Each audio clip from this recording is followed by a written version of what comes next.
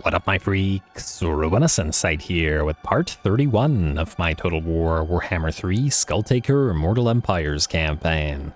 So as we saw last time, Skulltaker took the Red Pyramid of Khorne, defeating 3 Guardian armies of the Sentinels therein, and is now ready to proceed towards Gorbat Ironclaw. Hopefully, by the looks of it, he has a pretty darn big and nasty stack there, and we should have some fun in defeating it. In fact, let's move towards him right now. I'm curious to see whether he'll attack us or whether he'll back off, knowing that Skulltaker is on the approach. Just too bad that we can't get our movement back up and running, but, well, they did patch out that thing where others fight and then get Skulltaker moving again, but that was always just obnoxious. It should never have been that way. Anyway.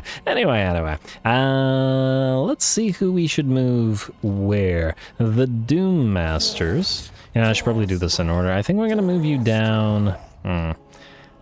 There's a lot of Orky territory here. We do have an army down here, but maybe we should hit the Orion's camp. On the other hand, if the dwarves start coming in through Karagorud, we'll need somebody to deal with it, so I guess that's gonna be you. Skulltaker, you're good. Let's move everybody else in order. So, Gerald Black Raider and the Crimson Beasts. Oh, I see Gelty here.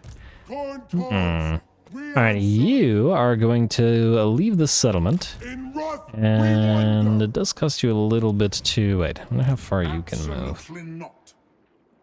I wonder. Alright, you're gonna go into ambush stance, and you're gonna go to the edge of this territory, and we'll try to use the Crimson Beasts for bait, and we'll see. If the ambush fails, we'll probably get attacked by 2 armies, which will definitely be a toughie for these guys. You guys are at rank 12, which means you can get War's Prayer, which we should probably get right now, since we have no demons to reforge. War's Prayer, Replenish Troops, Hard to Hit, and Thick Skin, into Thick Skinned, into Foe Seeker. Same thing with you. Replenish Troops, War's Prayer, Hard to Hit, Thick Skinned, Foe Seeker, and Thick Skin. Maybe I should have saved some points for going into those Gates of Khorne. It's too late now. Just deal with it. Mercy, Exalted Hero, you are gonna go Chaos Commander. We really needed the additional melee defense, and frankly, I'm kind of thinking that maybe we should... I could probably use another Exalted Hero of Khorne to get additional melee defense to the very low melee defense Forsaken. And again, the Forsaken are in here just for fun, because if we take a look at the Wrathmongers, at 26, they're much cheaper than the 44 cost per turn than the Forsaken are, due to the reductions that we have on them. And obviously they're about 1 billion times stronger than Forsaken, but it's a themed army, and it will remain as such. Spell resistance. Well, you know what? The Forsaken have, let's see, 63 spell resistance, which is decent, but anything we could do to help them is probably something that we should do. So let's go Raging Stalwart. Hard to hit for you. And I guess Deadly Blade, because you're the sort of assassin of this particular army, and you are not on a Gorby's chariot. Alright, Gerald Black Raider, you're good. Who's up next? Slaughter Host. Who are you and where are you? Ah, these guys. So you're all supposed to move towards Teotihuacan. Let's see if there's anybody there. There is an army there. Alright. How close can we get to it without screwing ourselves over? And go as far as you can, everybody. Who knows, if they have multiple armies around, maybe they'll attack us in the field, and I certainly wouldn't say no to that. Let's see, get the toughest army to get closest to them, so that hopefully they attack that army, and then you, Bone Legion, have to march stance in. Frankly, I probably should have gone here, but all good. 4 armies still together, and that's still a lot of units. Frankly, I doubt that they'll even attempt this, but, well, we gotta keep on going to get to Kairos. Doom Reavers, where are you and who are you? Ah, these guys. Now, I don't really care, but at the same time, wait, can you reach Trilinia? Yeah. Alright, we can sail out of Trilinia then, so you're gonna go here, and we will have the Skull Harvesters, I guess, hit this place. Like so. And I guess we'll move the others in just to make sure that nobody gets further damaged, I guess. Alright, go in, and... yeah, march stance in. Alright, and then you guys are supposed to sail out, so you can, I guess, sail out through to Bordelot. Or... maybe we can have you guys hit Lyonesse, and the same with you guys, and then instead have the Crimson Feasters and the Bone Reapers landed along Guy. Lewin is there. I doubt that he's going to move in to defend, but you know what? Why not? Otherwise, he'll just get another army up and running, and then he'll annoy us here again. Not that we really care about any of the territory on Ulthuan, just once again, the principle of the thing. Kukar, just to make sure nobody in your army will die, and it doesn't look like it, you're fine. We'll occupy the place, which should destroy for good the... Potion of Healing. Northern Evress is ours, and Evress destroyed, yes. Alright. Switch to Monuments of Rage. Trilinia, we don't need the growth here, but we can upgrade immediately the Infernal Citadel. Kukar, you can, I guess, sit in the harbor for a turn, and then sail out.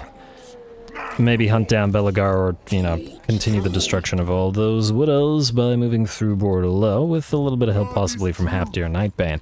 Alright, Valnir Dal, you were going to hunt down Silostra, who I see has run away. We will raise Storag Core.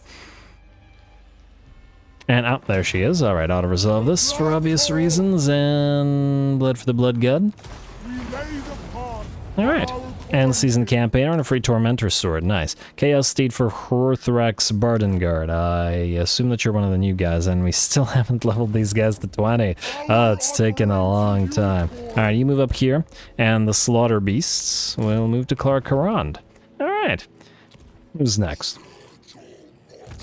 I don't remember who the Scarred Reavers were. Oh, why did I skip you? Oh, I guess they were just next in order. I didn't skip you. I didn't skip you at all. What do we have here? Zajar, a full stack, eh? We don't have anybody else around here, which is of some concern, because we don't know if there are a billion armies hidden in here, and considering these guys were a very, very strong faction, there's a decent likelihood that there are. So we will... Pyrrhic Victory, eh? Savage Orcs. Ooh, this is one of our older blood hosts. Frankly, considering the amount of Savage Orc units, you know what, this might be fun. Let's do it.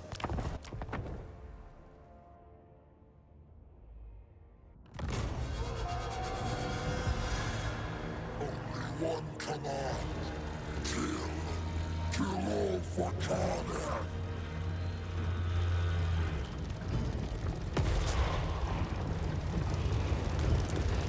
Alrighty, here we go. Let's see just how well we can kill for Khorne, fighting some greenskins, and the reinforcing army has our exalted units. The regular bloodletters make up the bulk of our first army, which means that they will probably suffer significant damage if we engage with the enemy directly before our reinforcements get here. And so we are going to annoy the enemy army with a little bit of artillery fire. Going to keep our fleshhounds hidden on the left flank in the trees, ready to hit the enemy's back lines or flanks as needed, while all of our bloodletters will back off into the trees. Reason for this is twofold. First, just to put some distance between us and the main enemy host and allow a little bit more time for our reinforcements to arrive on the field and flank the enemy. And the second reason is to debuff all the enemy large units, as they have plenty of trolls, boar boys, chariots, pump wagons, what have you. And it's better for us to fight them in the trees, especially as, once again, the regular bloodletters are both fragile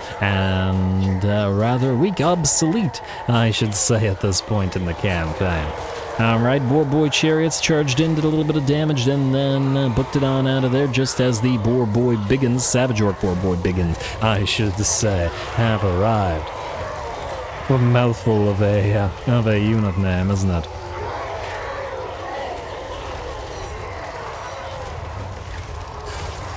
That and various zombie pirate gunnery mob handguns and zombie pirate gunnery mob hand cannons, etc., etc. Those are the mouthful units. Anyway, big ol' brawl under the canopy here of the jungle, or just of the trees in general.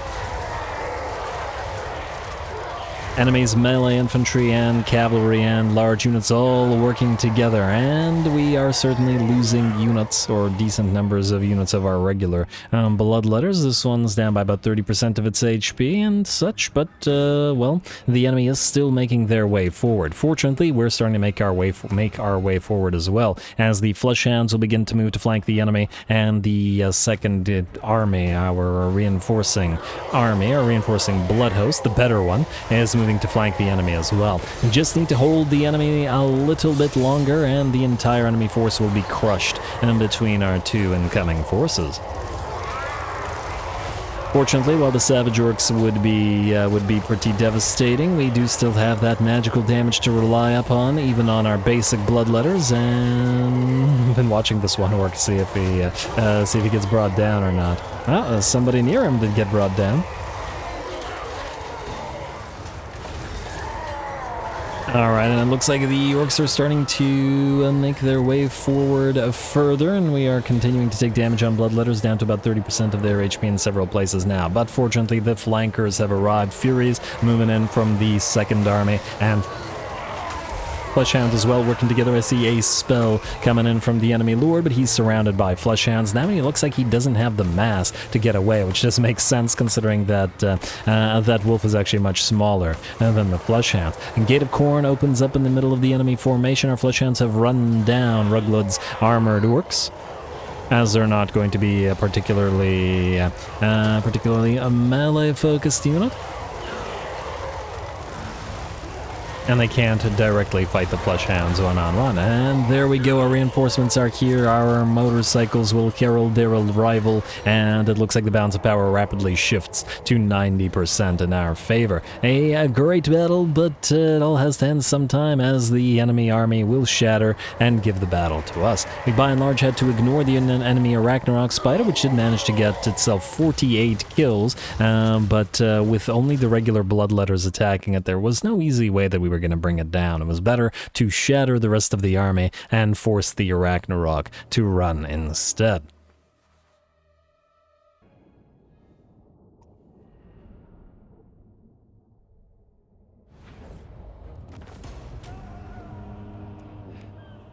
Alright, a really fun fight. The basic bloodletters, the old Scarlet Reavers, very, very old blood hosts, had to hold the line waiting for the Crimson Legion to arrive and reinforce them. I'm going to devour the captives to heal you up as much as possible, and then we'll run down this army and, I guess, split up. Send one army here, and we'll keep an eye out on additional armies, I guess. Enemy killed in battle Void Armor. Causes terror is kind of useless in the sense that I think most of our heroes cause terror. No, actually only cause fear on the blood shrines, so maybe not, but still. 10 physical resistance, kind of inferior to armor or fortune, that sort of deal. Scarlet Reavers are gonna go here.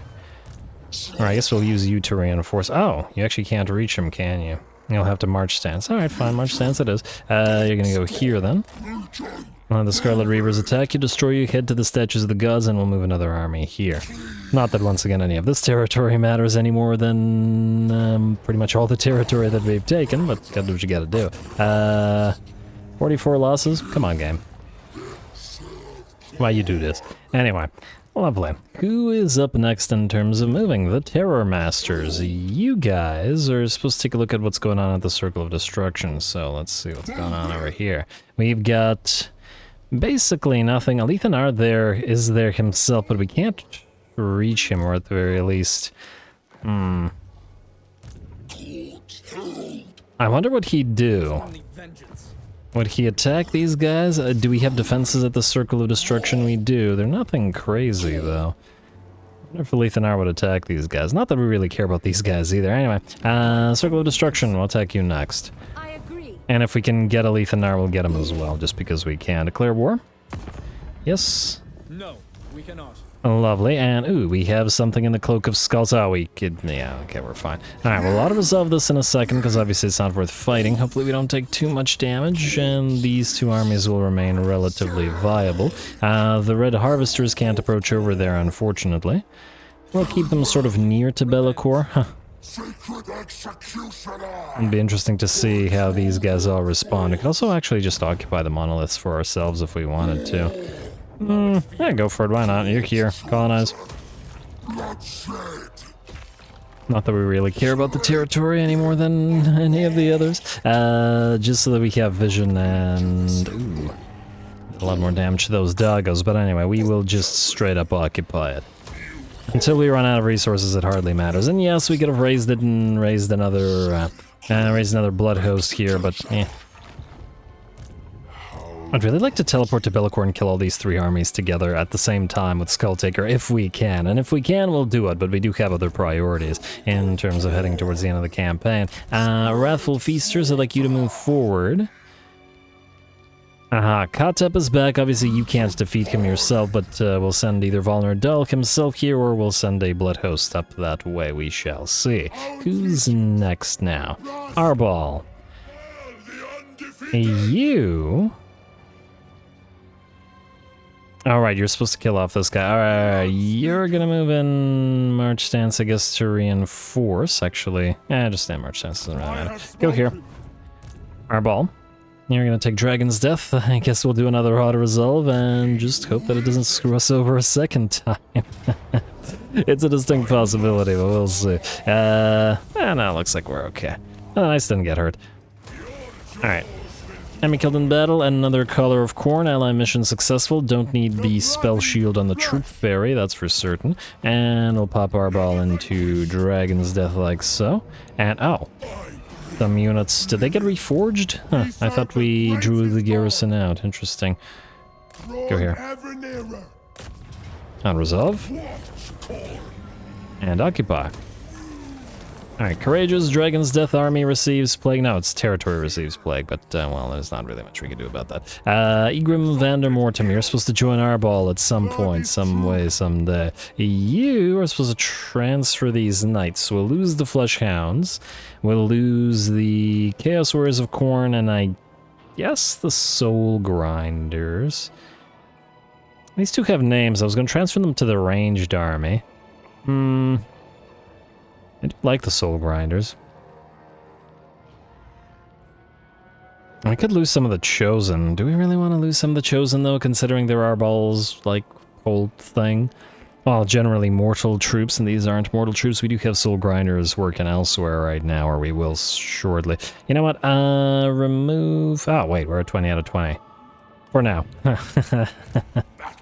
Because we'll probably outrun Igrim Vandermortem anyway towards the Challenge Stone, which has no landmark, unfortunately, but all good. We'll keep the War Arena here, I guess, because it'll heal us up a teensy bit more, and I just want to double check. Do you have opponent's troops maxed out? Yes, indeed you do. Grab Blade Shield, and keep doing what you're doing, bud. Alright, who's up next now? Anybody at all. Crimson Beast already moved you, did I not? Yeah, I did. Alright, entire Heldenmouth still recruiting Wrathful Eaters and Slaughterhounds. Okay, Wrathful Eaters, you're gonna raise Carrick Dromar. Well, look at all these factions we're at war with. Frankly, we're at war with pretty much everybody, and the AI isn't really fighting amongst themselves as much as they probably should be. Mostly because, well, we're the only real major threat, but to be fair, pretty much every campaign eventually devolves into that. It's just that this one devolved into it really, really quickly. You, Slaughterhounds, move up by Karakadrin and go this way. Scarlet Host, raise Nagenhof. And in fact, even though the Blood Hosts that you raise aren't going to be as good, blood for the Blood God. It's not like we're hurting for skulls. Just to spread out and kill off all of these minor settlements, you know, just don't want to deal with them.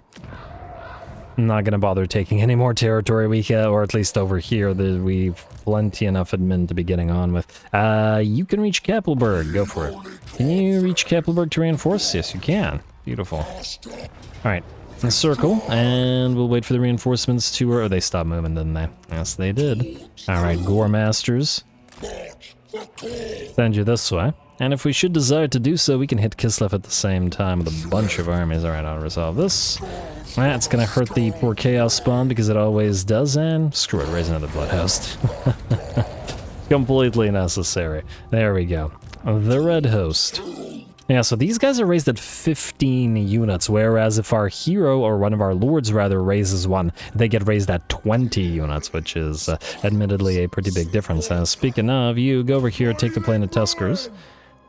And this one we're actually going to hold on to, so you can just auto-resolve and create Dormant Blade. Although, you could raise a Blood Host and allow this place to sort of colonize itself. Maybe do that. Blood for the Blood God. Yep. Send another one of these out so we don't have to worry too much about being able to cover more territory. Alright, go out here, we'll see what's going on. This isn't a real army, just sort of a smattering of troops we kind of put together by accident after we confederated Scarby. But it'll work for now. The Gorehounds. You guys are going to move to Quenelle. Looks like they are being chased by these armies, by Durthu and by Belagar. But you know what? If they keep chasing them and they run into Kuchar, then Kuchar can hunt them down as he, as he likes to do. I guess you can move towards Middenstag because we have the...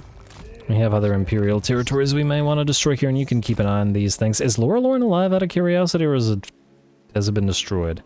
Lorelorn Forest, owned by Reichland. Oh, interesting. I wonder if that means that they attacked the Wood Elves there, or if it means that, hello, 2 armies. Well, isn't that lovely? I forgot what I was saying because I got distracted by the armies. Oh, I wonder if it was Reichland attacking them, or whether it was in fact the... I forget what the name of the faction is. There's an Orky faction that spawns at the Black Pit, right? Or somewhere around here. I wonder if they killed off Lorelorn first. Because clearly this is all Imperial territory. Anyway, these guys, I guess it's a little bit of a back-to-basics Bloodhost kind of episode, but these battles are really fun. Obviously, I'm auto-resolving non-fun battles, and 2-on-2 with an absolutely massive amount of range and artillery. Lots and lots of Outriders, lots and lots of War Wagons. This, I think, is actually going to be considerably more difficult than the game is letting on, which means it'll be a lot more fun. Go.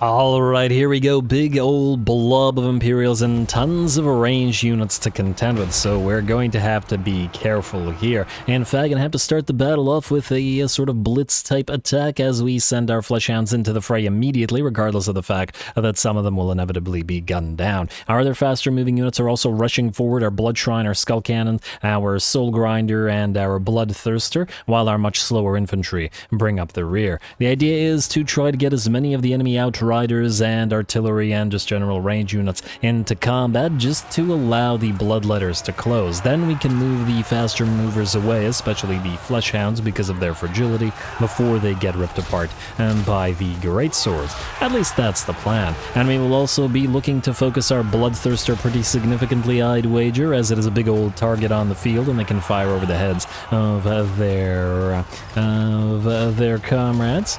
And the Bloodthirster will try to bring down the enemy Huntsman General as best we can. The other reason that we wanted to close this distance was in order to try and make sure that we destroyed this first army before the second enemy army arrived, with all of that artillery backup that they've got. I believe the second army has like 5 mortars on the field, and mortars certainly threatening to our exalted Bloodletters.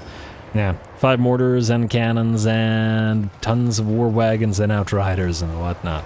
Fortunately, it looks like we have overrun the enemy's left flank pretty much as soon as the exalted Bloodletters managed to get here, as our faster movers did manage to hold for long enough for our infantry to arrive. It's a bit of a 1-on-1, and we'll make it into a 2-on-2, or a 2-on-1, depending, as soon as the reinforcements of both armies arrive. Ours are here in 16 seconds, and the enemies are here now, so they will have a tiny bit of a lead, perhaps even a bigger lead, because they will arrive on the field not in a forest like we will.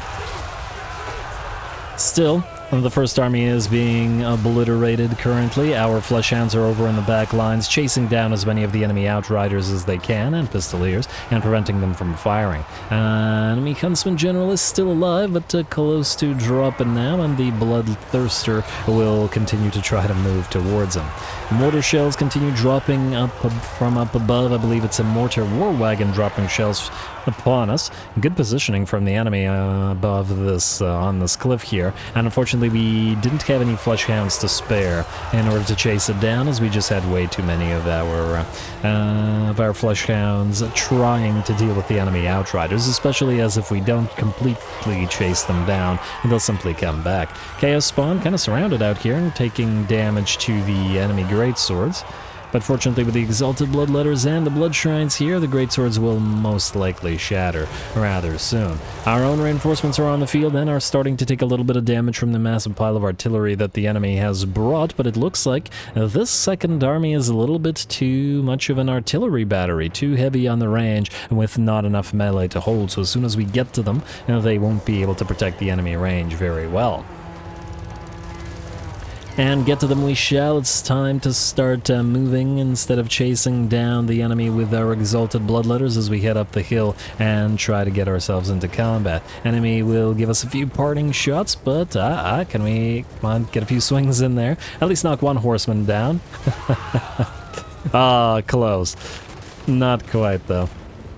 And this is why we really wanted those flesh hounds on the darn light cav, as somebody's got to chase them down, and it's just not going to be the bloodletters. Here comes the bloodthirster, also taking a bit of fire, but on the right, on the very right flank and back line, the second set of flesh hounds from our reinforcements have arrived, charging directly into the enemy mortars and ripping them apart rather quickly, though we had to position ourselves a little bit carefully here, such that we prevent them from running off the field, and instead destroy them as best we can, as we want to continue our work here. On this part of the map, I mean. Oh, Soul Grinder has made its way forward as well, getting those sort of eye lasers going on the enemy. Eye laser and cannon, fire sword. Soul Grinders certainly have a lot of fun stuff to work with. And they've also got that big old metal claw thing they got. There we go. Okay, yeah, that was just 98% to your own bloodletters that you did that to. It'd be funny if there was friendly fire from monsters that actually damage your own units. Just kill half of your own units to kill like one, and just to kill one infantry guy. Just like the Skaven intended, just like the Horngrat intended. Anyway, it looks like the second army is completely overrun as expected, with no infantry to hold as the first army had, and they just didn't have a chance against our fast movers, especially since the numbers of fast movers nearly doubled as soon as our new arrivals made their way onto the field. Very nice. A very, very fun fight. And no desync at all either. Very, very nice from the Bloodhouse. It does seem to be that it's the executioner or executor that is causing those desyncs. I wonder, would we be able to avoid desyncs by having Skulltaker maybe do like 90% damage to a lord and then backing away rather than finishing them off and activating executor and just having somebody else take the kill? I wonder if I should test that out. Anyway, for now.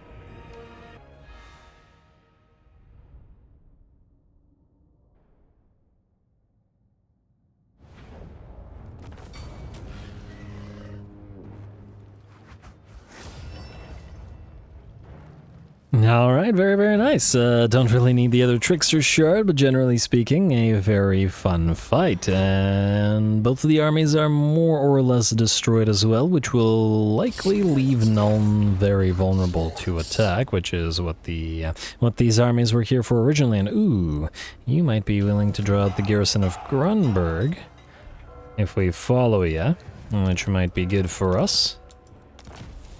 Especially if we raise another blood host there, and I think that's the thing to do. Oh, if we can actually reach you.